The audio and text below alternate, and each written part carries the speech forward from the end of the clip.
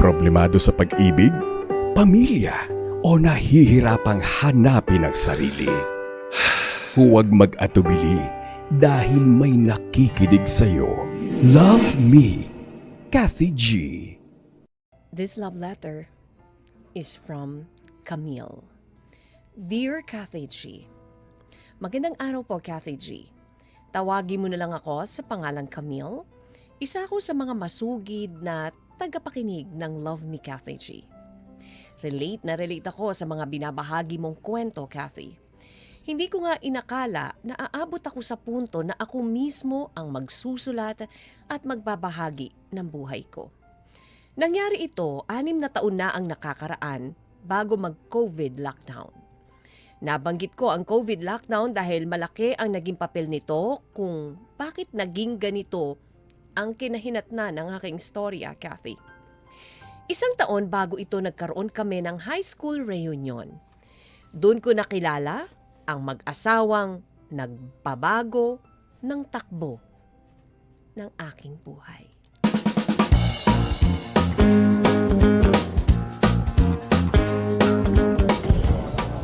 Ladies and gentlemen, good evening and welcome back to where it all began. Tonight we are officially turning back the clock, erasing the years and reliving the golden days. Take a look around the room. Some of us haven't seen each other in years. Jen? Jen! Lisa? Oh my, how are you? I'm good. Ikaw? You look so good. Oh, of course. By the way, this is my husband, Daniel. Oh, hi, Daniel. Hi, nice meeting you. Let's go. Where do we sit? Ayun o, may table doon o. Tara.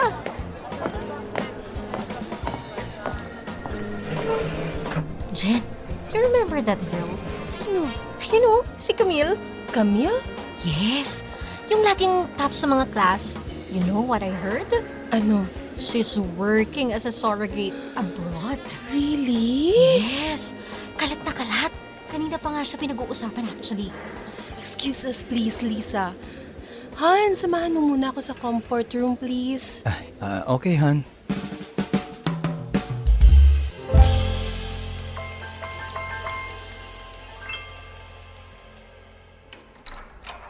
You heard that, Han? Heard what? Yung sinasabi ni Lisa. Na ano? Yung basis niyang chismis? Yeah, we have to know if that's indeed true. Han, Han, nag-usap na tayo. Susubukan natin ang surrogacy, di ba? calm down, Han.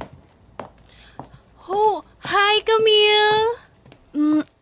Hi, Jen, right? Yes, this is my husband, Daniel. Hi. Hi. Can we talk, Camille?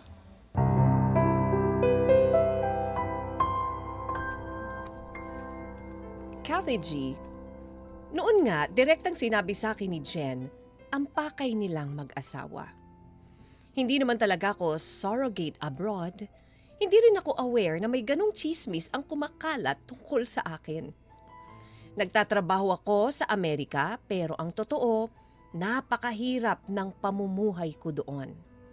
Kaliwat kanan ang part-time jobs ko upang mapuno ang pangtustos sa aking sarili dahil sa mataas na cost of living sa Amerika. At syempre para maipadala sa pamilya ko dito sa Pilipinas. Nung gabing yon, hindi ako agad pumayag. Pero sa laki ng offer nilang bayad, aaminin ko, Kathy G, na napaisip din ako.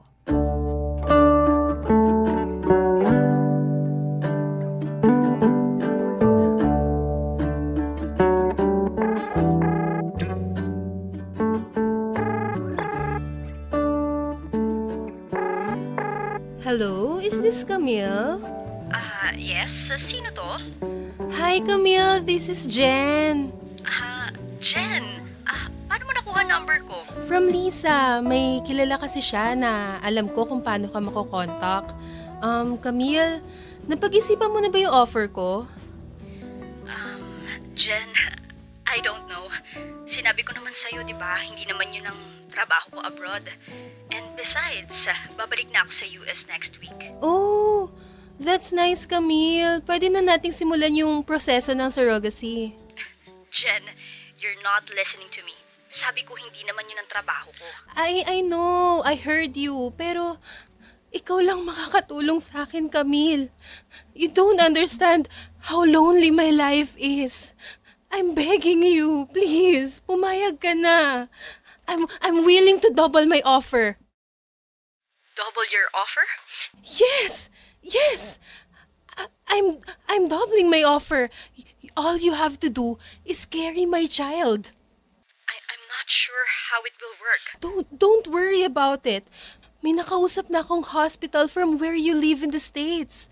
The first step is to check if healthy ka to bear a child. Can you give me more time, Jen? Kailangan ko lang munang pag-isipan to ng mabuti. Of course. Just let me know. Okay, Jen. Bye. Bye. Han? Han, guess what? Nakausap ko na si Camille and I think papayag siya. Really? Yes, Han. I am so excited. Well, Han, are you sure about Camille? What do you mean? Sinabi naman niya na hindi talaga yun ang trabaho niya, di ba? Yes. Why? Alam mo, baka mas maganda kung ibang lahi ang kukunin natin sa surrogate. Iba-iba kasi attachments ng lahi natin sa mga anak. Baka magka-problema tayo sa kanya in the long run. Han, may katapat na pera ang mga tao.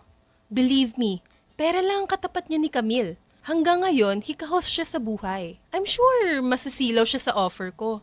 And besides, kaya nga sa Amerika natin gagawin para lahat ay legal na. Kahit saan siya makarating, wala siyang mahahabol basta mabayaran natin siya. Well, may point ka. I just hope healthy siya to bear my child. Our child, Han. Hindi porke baog ako, hindi ko na siya anak. I'm sorry. I didn't mean it that way. It's fine, Han.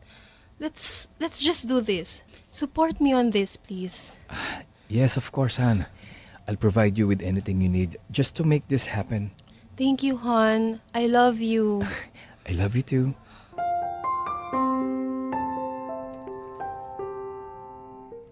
Kathy G. Desidido ang mag-asawa sa gusto nilang mangyari. Halos araw-araw akong tinatawagan ni Jen para tanungin sa desisyon ko. Ilang araw ding magulo ang isip ko dahil ang totoo, nasisilaw ako sa laki ng offer ng mag-asawa. Pero hindi ko alam kung mentally ay prepared ba ako. Una sa lahat, kung gagawin ko man, ililihim ko ito sa pamilya ko. Hindi nila dapat ito malaman dahil siguradong hindi sila papayag. Pero pagod na talaga ako magtrabaho, Kathy G. Pagod na ako sa hirap ng buhay. Sa offer ni Jen, makakapagsimula ako ng negosyo na kaya kong palaguin at hindi ko na kailangang magpagod kakakayod. Kaya aminado ako na habang inaaraw-araw ako ni Jen, ay araw-araw niya na rin akong nakukumbinsi, Kathy. Iniisip ko na lang, tao lang din ako na nangangailangan. Kathy G, isang linggo matapos akong makabalik sa Amerika, hindi ko na rin ikinabigla ang biglaang pagdating ng mag-asawa. Pinuntahan nila ako sa isa sa aking part-time job at kinausap ulit ako ng personal. Kitang-kita ko kung gaano sila kadesidido sa pagkakaroon ng anak. May awa rin akong nararamdaman dahil sa desperation nila, Kathy. Siguro, bukod sa pera, isa rin ito sa dahilan kung bakit nila ako napapayag.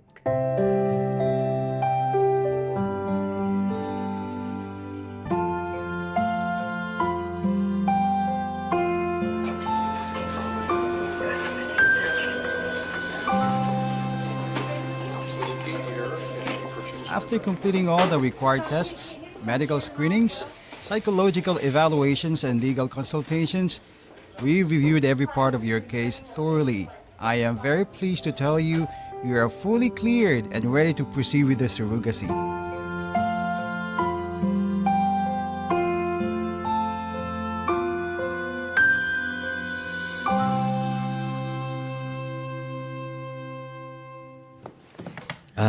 Camille, okay ka lang ba? What's wrong, Han? Nothing. Chinecheck ko lang naman si Camille. Hindi mo naman kailangan gawin yan. Nandito naman ako eh. I am constantly checking on her. Alam ko naman yun, Han. I was just... Sige na, Han. Dun ka na. Ako nang bahala kay Camille. I'll take care of her. Sige, sige.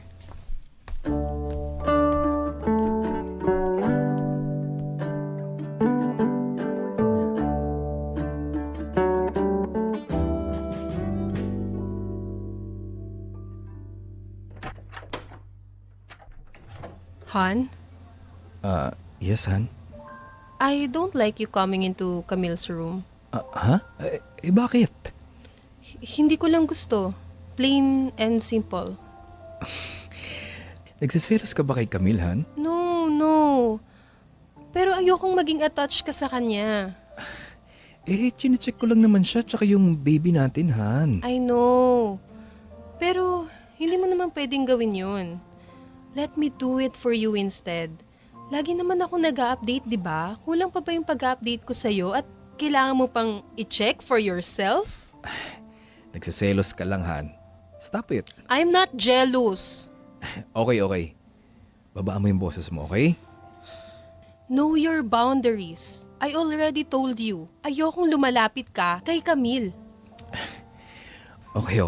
Sige, halika nga dito. Tama na yan.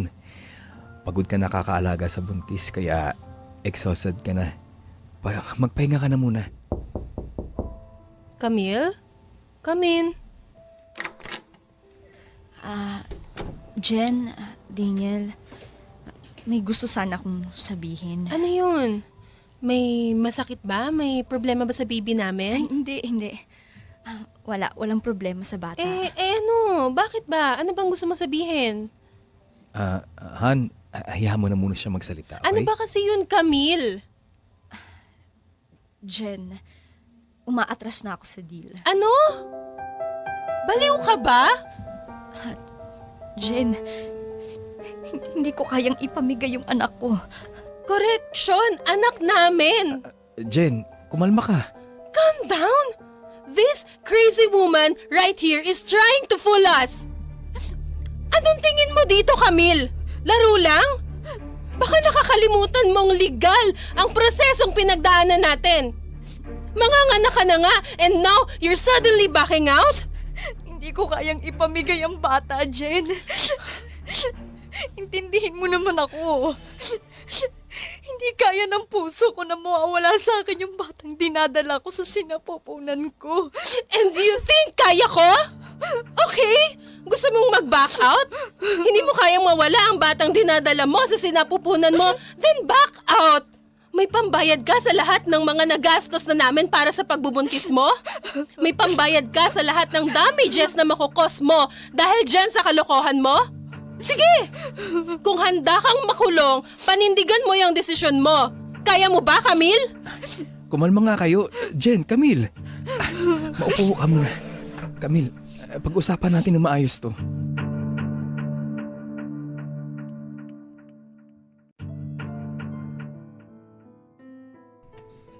Kathy G, tama si Jen. Legal ang prosesong pinagdaanan namin. Hindi ko basta-basta pwedeng kunin ang batang ayoko na sanang ibigay sa kanila. Lalong nahirapan ang puso ko. Ilang linggo na lang manganganak na ako, Kathy G. Hindi naging mabait si Jen sa akin sa mga huling araw ng pagbubuntis ko. Araw-araw niyang pinaparamdam sa akin ang galit niya sa tangka kong pagtalikod sa kasunduan namin. Hanggang sa isang linggo bago ako manganak, ay nagdeklara ng lockdown ang buong mundo dahil sa COVID.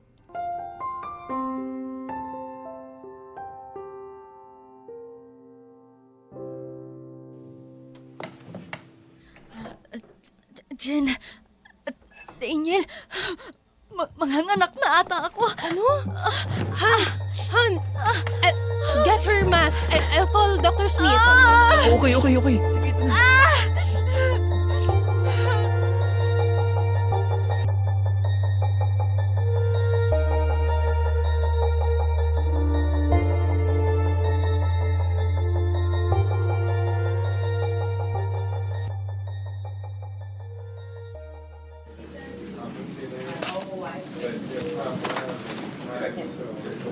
I'm sorry, ma'am, sir. You all have to undergo COVID test first.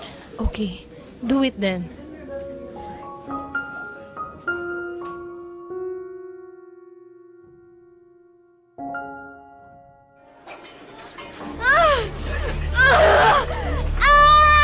You're doing amazing, Camille.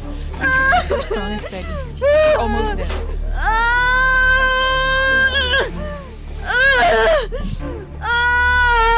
All right. The COVID test results came out negative. Just keep your mask on, all right? We will adjust it whenever you needed air to breathe, okay?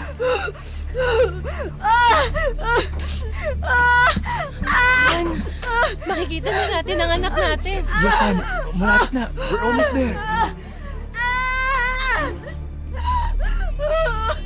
She's out.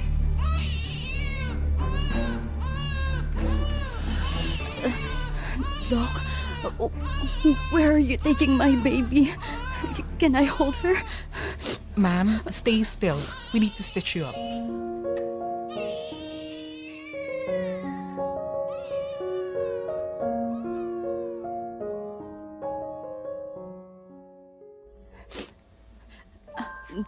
Can I hold her now?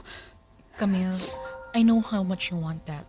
And believe me, more than anything, I wish I could hand her to you right now. Why? Is there something wrong? Is she sick? No. She's perfectly healthy, strong, and beautiful.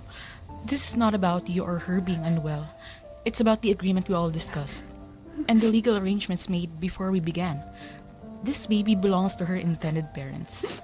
For everyone's clarity and to honor the plan we all agreed to, we've been asked not to have you hold her before they arrive. But I carried her for 9 months. I felt her move. Isn't there even 1 minute just so I can say hello? I'm sorry, Camille. That isn't possible now.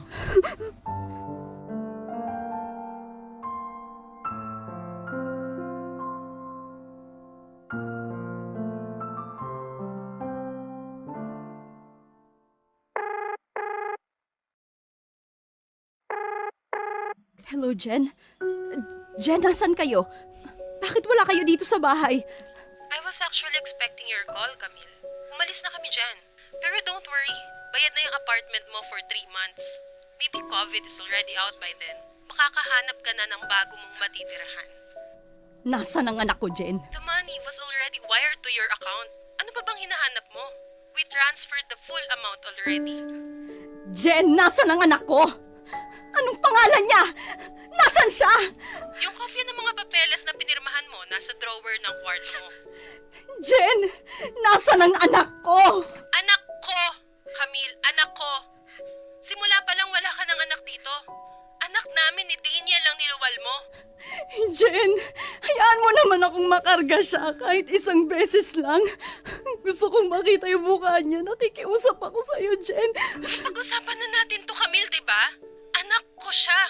Hindi mo siya kailangang kargahin o makita. Jen, nakikiusap ako sa'yo.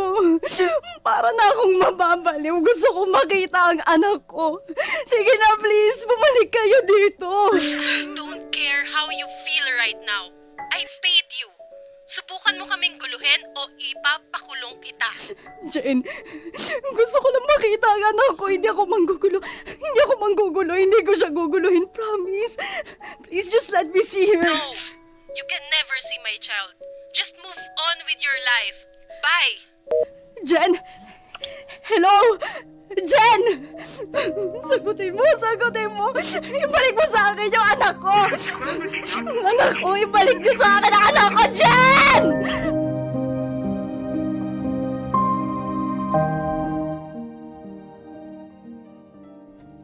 Kathy G, dahil nga pandemya, hindi ko nagawang hanapin at sundan sila Jen at Daniel. Ni hindi ko man lang nahawakan o nakita ang mukha ng anak ko. Para akong nababaliw mag-isa noong pandemya, miss na miss ko ang batang dinala ko sa sinapupunan ko ng 9 na buwan. Kung alam ko lang na ganun kasalimuot ang pakiramdam, una pa lang ay hindi na sana ako pumayag. Hindi na sana ako nagpasilaw sa pera. 6 na taon na, simula noon, 6 na taon na rin sana ang anak ko ngayon, Kathy G. Masyado magaling magtago si Jen at Daniel. Palibhasa mayaman kaya kayang tumira saan man nilang bansa gustuhin. Umuwi na ako ng Pilipinas, Kathy G. Inamin ko sa nanay ko ang nagawa kong kasalanan na hindi ko kayang itago pa dahil parang matutuluyang masisira ang ulo ko sa kakaisip. Gamit ang perang galing sa kanila, pinagtulungan namin ni nanay palaguin ang munti naming grocery store. Maayos naman ang pamumuhay ko ngayon, Kathy G. Wala pa rin akong asawa. Hindi ko alam kung makaka-move on pa ba ako sa nangyari sa akin. Para na akong nagka-trauma. Kung hindi kaya or hindi dahil sa COVID, makikita ko kaya ang anak ko? Yan ang tanong na gumugulo sa isip ko magpahanggang ngayon, Kathy. Pero yan din ang tanong na hindi na kahit kailanman magkakaroon ng sagot. Kailangan kong pagandahin ang buhay ko dahil umaasa ko na isang araw makikita ko rin ang aking anak.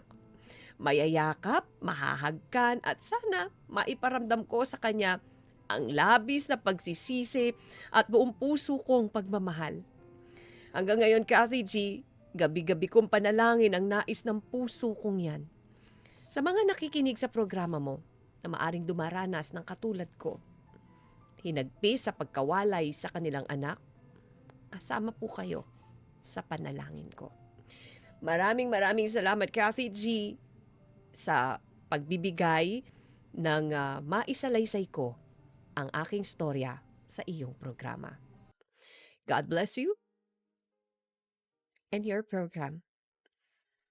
Lubos na gumagalang at nagmamahal at umaasa. Camille. Love Me, Kathy G.